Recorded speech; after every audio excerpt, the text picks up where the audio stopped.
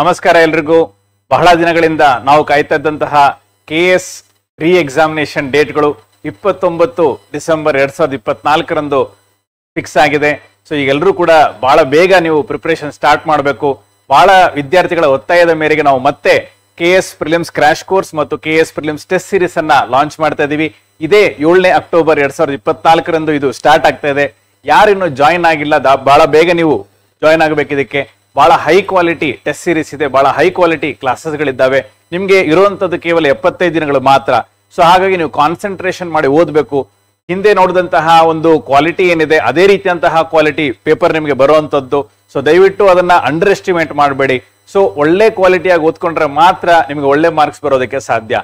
So ನಿಮ್ಮ ಜೊತೆಗೆ ನಾವಿದ್ದೇವೆ.